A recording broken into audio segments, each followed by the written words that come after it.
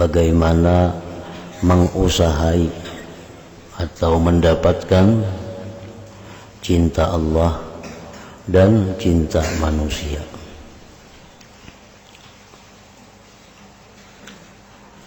An Sahl bin Sa'id radhiyallahu an Sahl bin Sa'd radhiyallahu ta'ala anhu qala ja'a rajulun ila an-nabi sallallahu alaihi wasallam faqala ya Rasulullah dullani ala amalin idza amiltuhu ahabbani Allah wa ahabbani an-nas faqala izhad fid dunya yuhibbaka Allah wazhad fima indahum yuhibbakan nas. Hadis hasan rawahu Ibnu Majah.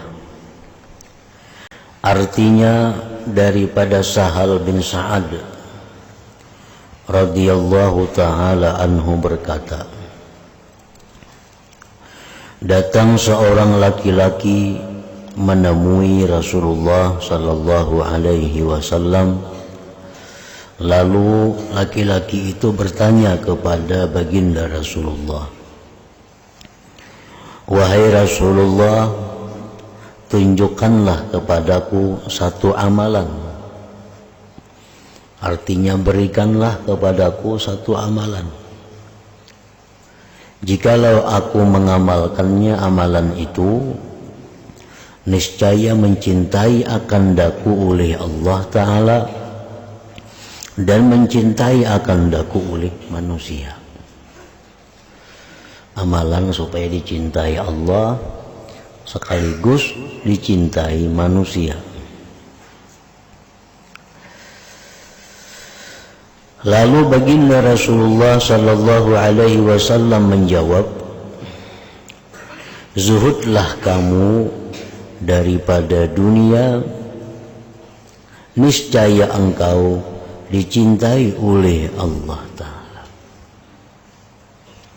Zuhudlah engkau daripada dunia, niscaya engkau dicintai oleh Allah Ta'ala.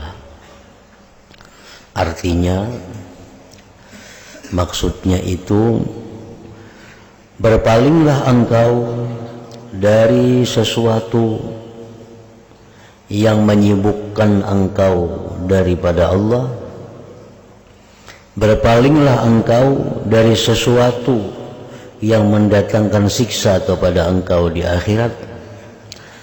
Niscaya engkau dicintai oleh Allah Ta'ala. Izhad fid dunya artinya izhad a'rid fima syaghalaka anillah wa fima yu'aqibuka bil akhirah. Supaya Allah sayang, supaya Allah cinta kepada engkau, tinggalkanlah sesuatu yang membuat engkau sibuk daripada Allah, tinggalkanlah sesuatu yang membuat engkau disiksa di akhirat. Itu pengertiannya izhad fid dunya.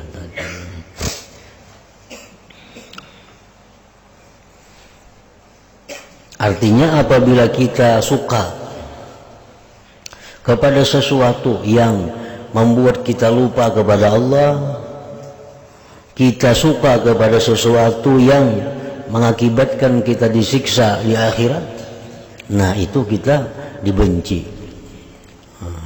tidak disukai oleh Allah. Jadi mun hendak disukai oleh Allah, kadang alih amalannya. Tinggalkan pekerjaan yang membuat kamu sibuk sehingga lupa kepada Allah. Tinggalkan perbuatan-perbuatan yang mengakibatkan siksa bagi engkau di akhirat.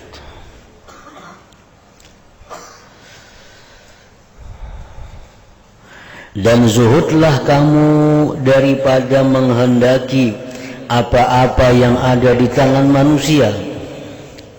Niscaya manusia mencintaimu.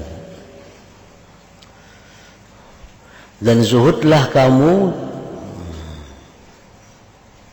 Artinya zuhudlah kamu daripada menghendaki apa-apa yang ada di tangan manusia, bitarki su'alihim, dengan meninggalkan minta-minta kepada mereka,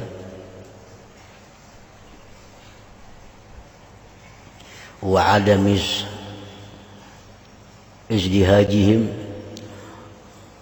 dan tiada menyesaki mereka di dunyahum, pada dunia mereka, niscaya mencintai akan kamu oleh manusia.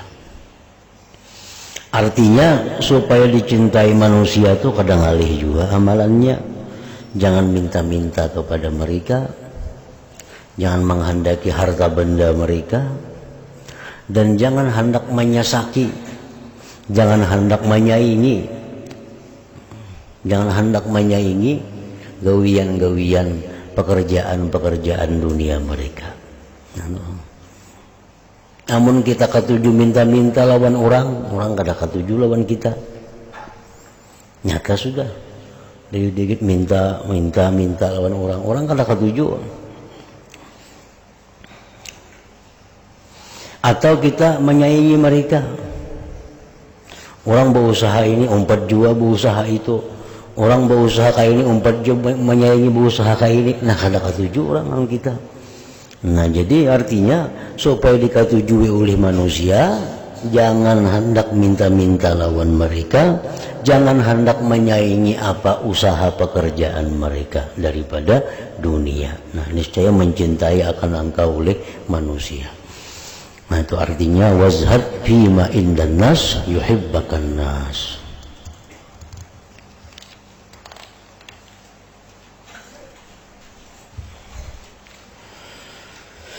Hadis ke-13, bilakah darah seorang muslim menjadi halal?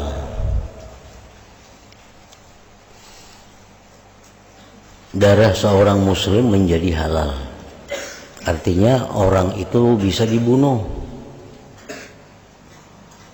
Kapan orang muslim itu boleh dibunuh? Kapan orang muslim itu boleh dimatikan? An Ibnu Mas'ud radhiyallahu ta'ala anhu qala Rasulullah sallallahu alaihi wasallam, la yahillu damu mri'in muslimin yashhadu an la ilaha illallah wa anni rasulullah illa bi ihda thalathin, al-thayyibu zani wan nafsu bin nafsi wattariku lidinihi al-mufariku lil jamaah. Hadis Bukhari Muslim muttafaq alaihi.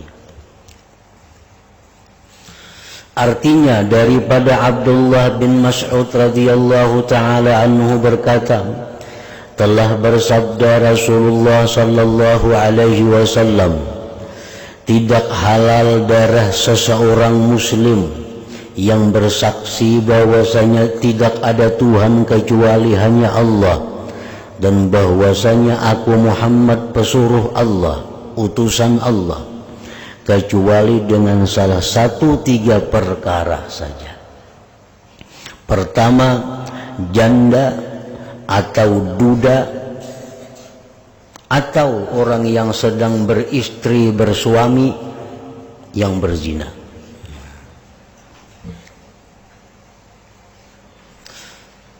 Orang tuh muslim, berisi bini, berisi laki, melakukan zina. Atau orang tuh muslim, pernah balaki, pernah babini, habis itu melakukan zina, janda atau duda. Nah orang ini darahnya itu halal. Artinya apa? Orang ini boleh dibunuh dengan cara-cara yang ditentukan oleh syariat. Pembunuhannya kayak apa? Dengan cara rajam. Yang boleh membunuh siapa? Memutuskan itu qadhi atau hakim. seorang perempuan datang kepada Rasulullah Sallallahu Alaihi Wasallam. Jadi perempuan itu, wahai Rasulullah, ulun telah melanggar hukum Allah, ulun melakukan zina. Ulun melakukan zina. Lalu orang ini sudah bersuami, orang ini bisi laki, tapi nya hendak membersihkan dirinya, hendak di akhirat kada mendapat siksa. Diperintahkan oleh Nabi dengan cara dirajam. Rajam itu lebih berat daripada dibunuh lawan pedang. Kalau dibunuh lawan pedang itu sakitnya hitungan detik, 4-5 detik aja sakitnya. Orang dibunuh lawan pedang dengan dipotong leher itu. Tapi kalau rajam ini, nah sakitnya berhari-hari.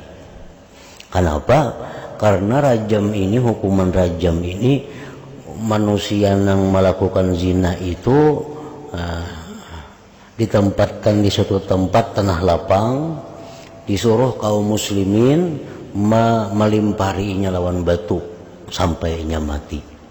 Kan lawas tuh, batunya pulang kada boleh ganal, kada boleh halus, sadang. Jadi itu hukuman orang berzina, hendak selamat di akhirat.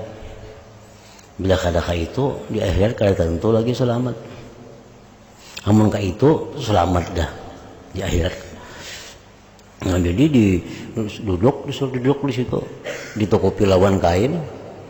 Nah, diundang sekampungan, diundang masyarakat untuk melimparinya lawan batu.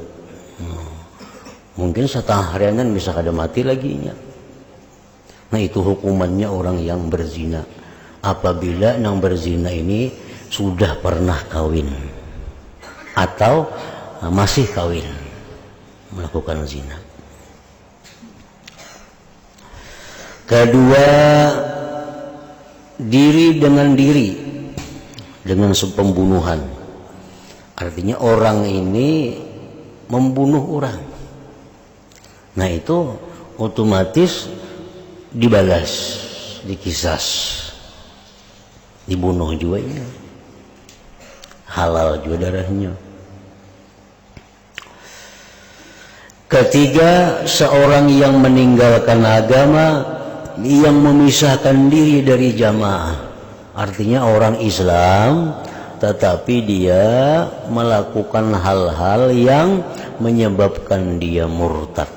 Nah, itu orang Islam tapi nya melakukan perbuatan atau mengucapkan satu ucapan atau mengetikatkan satu etikat yang menjadikan dia itu keluar dari agama Islam.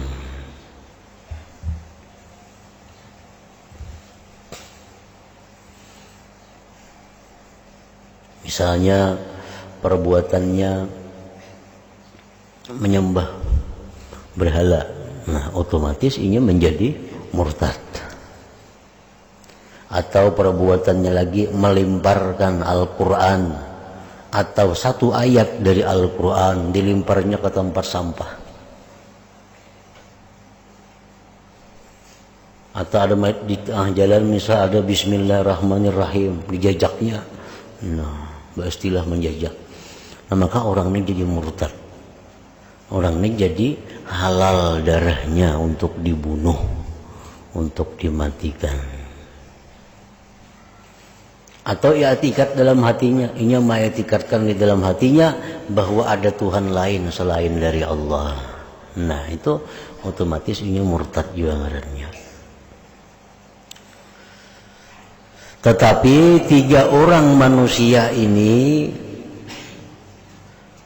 kada boleh langsung dibunuh kecuali hanya satu, orang yang berzina tadi. Kalau orang itu melakukan pembunuhan, misal si Fulan membunuh si B, nah si Fulan membunuh B ini kada boleh langsung dibunuh, dikisas. Kalau ada keluarga yang dibunuh merelakannya. Jadi ujar nang keluarga yang dibunuh itu kami ikhlas saja. kami rela aja, kada usah dibunuh, nah membunuh itu kami maapakan aja. Nah kada jadi dibunuhnya, kada jadi dibunuh, selamat artinya. Orang yang murtad tadi kada boleh juga langsung dibunuh, sebelum inya disuruh tobat dulu. Kamu tadi kalau menyembah berhala, maka kamu orang Islam, nah mereka menyembah berhala, ulun menyembah berhala benar menjadinya. Hingga mau kada tobat, mau kada ampe. Bila kamu mau ampe, nah kamu lagi jadi bunuh. Bila kamu kada tobat, kamu kami bunuh. Ulun tobat jadinya kada lagi, nah kada jadi dibunuh. Itu. Nah kalau yang ketiga ini nang orang berzina, nah itu kada ada jalannya, mesti dibunuh. Kalau misalnya ulun melakukan zina, nah kayak apa caranya? Ulun sudah tobat, kada kawa, itu mesti dibunuh, kada ada jalan lain. Kalau untuk menyelamatkan dirinya di akhirat, kada kawa dengan cara lain. Nah, jadi yang lebih berat di antara tiga ini yang kada ada ampunannya itu nang zina itu. Kalau membunuh orang, nang keluarga dibunuh marilakannya aja, nah selamat ya sudah. Orang nang murtad, namun disuruhnya tobat, disuruh kembali ke jalan yang benar, kembalinya, nah kada jadi halal darahnya.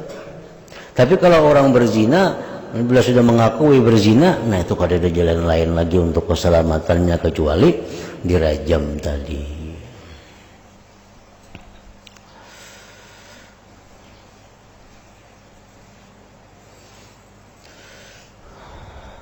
Hadis ke-14, peperangan terhadap orang-orang yang memerangi Islam. An Abdullah bin Umar radhiyallahu taala anhuma anna Rasulullah sallallahu alaihi wasallam qala umirtu an uqatilan nas hatta yashhadu an la ilaha illallah wa anna Muhammadar Rasulullah wa yuqimus shalah wa yutuz zakah fa idza fa'alu dzalika asamu minni dima'ahum wa amwalahum illa bihaqqil Islam wa hisabuhum 'ala Allah taala. Hadisnya pun muttafaq alaih juga, Bukhari Muslim artinya. Daripada Abdullah bin Umar radhiyallahu taala anhuma bahwasanya Rasulullah sallallahu alaihi wasallam bersabda, aku jar Nabi ini disuruh memerangi manusia sehingga mereka bersaksi bahwasanya tidak ada Tuhan selain Allah dan bahwasanya aku Muhammad Rasulullah, dan mereka mendirikan sembahyang dan menunaikan zakat. Apabila mereka telah membuat yang demikian itu, maka mereka telah memelihara daripada aku akan darah mereka dan harta mereka kecuali dengan hak Islam, dan Allah akan menghisap atas segala perbuatan mereka. Di suatu kampung, kampung ini kampung musyrik, kampung kafir.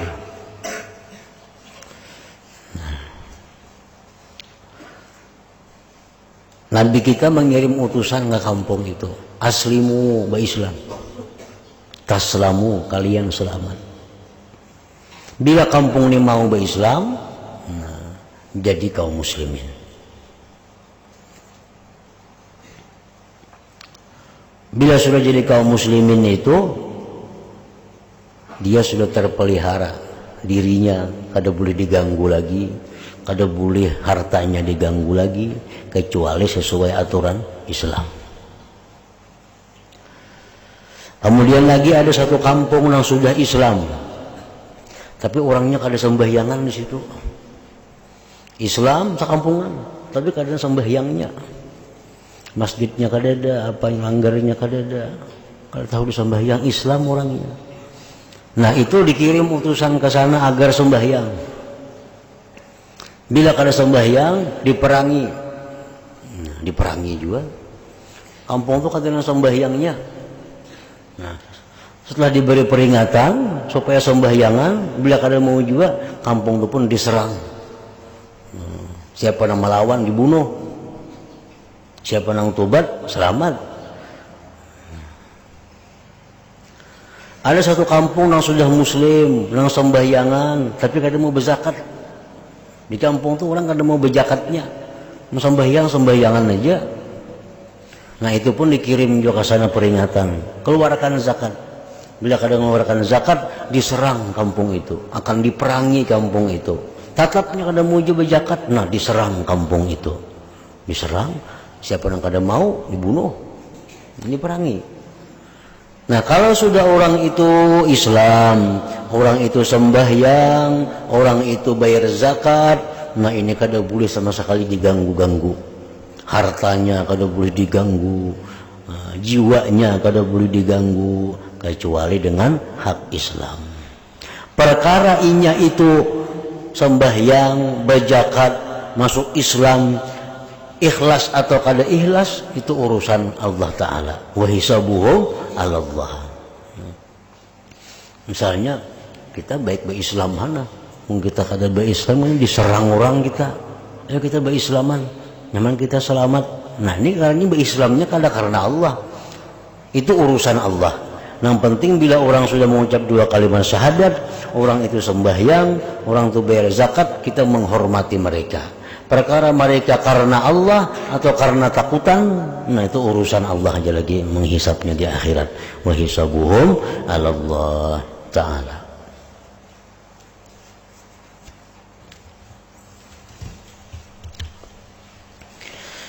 Hadis ke-15 rukun-rukun Islam an Ibni Umar radhiyallahu ta'ala anhuma qala qala Rasulullah sallallahu alaihi wasallam buniyal Islam ala khamsin, dibangun Islam itu atas 5 perkara. Syahadati an la ilaha illallah wa anna Muhammadar Rasulullah. Yang pertama itu 12 tahun lebih Nabi kita di Mekah nang diurus cuma ini, agar mau mengucapkan 2 kalimat syahadat. Nah, jadi 12 tahun itu orang-orang yang masuk Islam itu sebuting aja kewajibannya ada mengucap 2 kalimat syahadat. Kada ada sembahyangan, kada ada puasa, kada ada zakat, kada ada. Jadi selama Nabi kita di Mekah sebelum Isra Mi'raj terjadi, kewajiban kaum muslimin rukun Islam hanya 1, mengucap 2 kalimat syahadat itu aja. Bila orang mengucap 2 kalimat syahadat sudah Islam. Sembahyang belum ada peraturan, zakat maginnya, puasa, haji kada ada lagi. 12 tahun kayak itu. Nah sudah Nabi kita Isra Mi'raj, turun dari Isra Mi'raj, hanya ada kewajiban perintah sembahyang. Habis itu Nabi kita kada lawas hijrah ke Madinah. Nah hijrah Madinah timbul macam-macam banyak kewajiban lainnya. Ada kewajiban zakat, kewajiban puasa, kewajiban umrah, haji dan lain-lainnya. Wa iqamis shalah, dan yang kedua iqamis shalah, mendirikan salat. Arti mendirikan salat itu oleh ulama yang mensyarahkan hadis ini, al-muhafazatu 'alaiha fi awqatiha ma'astifa'i syurutiha wa arkaniha. Itu arti mendirikan salat. Menjaga sembahyang di dalam waktunya, menunaikan syarat dan rukun-rukunnya. Nah, itu pengertian menjaga sembahyang. Orang sembahyang tapi hingga mengkada, nah itu kada menjaga sembahyang karena kada mendirikan sembahyang. Sembahyang subuh tak ke pukul 7, sembahyang zuhur tak ke pukul 4, sembahyang asar tak ke imbah maghrib. Ini orang ngarannya kada iqamis shalah. Kenapa? Karena sembahyang tapi di luar waktunya.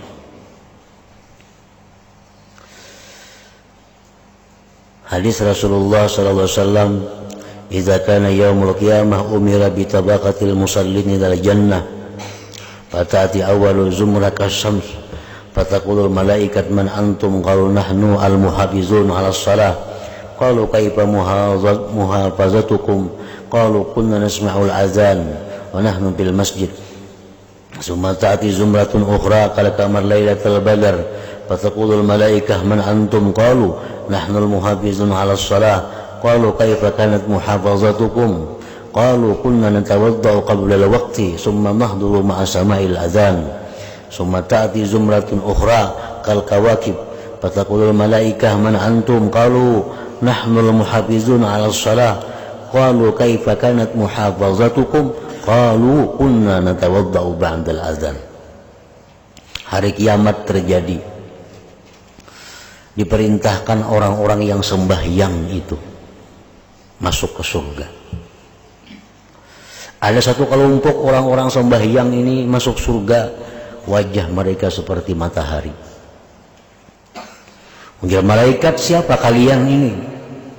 Mereka menjawab, kami orang-orang yang memelihara sembahyang. Ujar malaikat, kayak apa kalian memelihara sembahyang itu? Kunna nasma'ul azan wa nahnu fil masjid. Kami mendengar azan sudah berada di dalam masjid. Artinya orang ini orang yang menunggu waktu. Ibaratnya zuhur pukul 12 sudah ada di masjid, sehingga orang azan ini sudah berada di masjid. Nah, itu orang yang muhafazah, yang menjaga, memelihara sembahyang. Masukkan itu ke surga. Datang pulang sekelompok lagi yang mana wajah mereka itu seperti bulan purnama. Ya malaikat, siapa kalian? Kami orang-orang yang menjaga sembahyang. Ya malaikat, bagaimana kalian menjaga sembahyang itu? Kami berwudu. Kami berwudu sebelum masuk waktunya. Kemudian kami ke masjid begitu mendengar azan. Ini parak sudah bang baudo, duduk di rumah kalau mendengar orang bang kena hanya berangkat ke masjid. Itu nomor 2-nya. Ada yang pertama itu kada menunggu azan berdahulu ke masjidnya.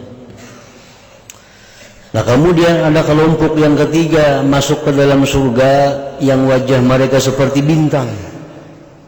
Seperti bintang. Jadi malaikat, siapa kalian ini? Kami orang-orang yang memelihara sembahyang. Ujar malaikat, bagaimana kalian memelihara sembahyang itu? Mereka menjawab, kami berwudu begitu mendengar azan. Orang bang, kalau berwuduannya lagi. Nah ini nomor 3, seperti bintang. Nah, nomor 2, belum azan berwudu, cuma kada ke masjid dulu di rumah, menghadang orang azan hanya turun. Yang nomor 1, nah itu orang yang sudah di masjid sebelum azan.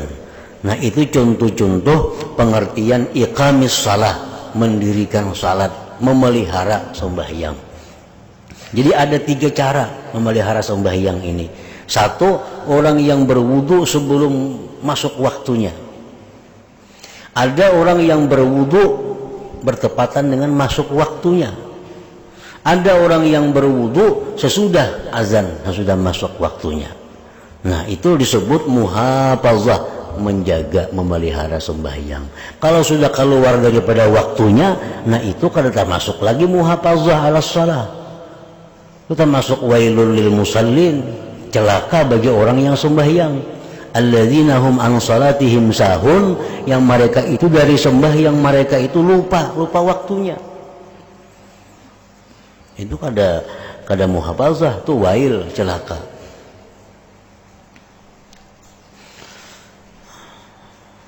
Wa iqamis shalah, nah, artinya memelihara sembahyang.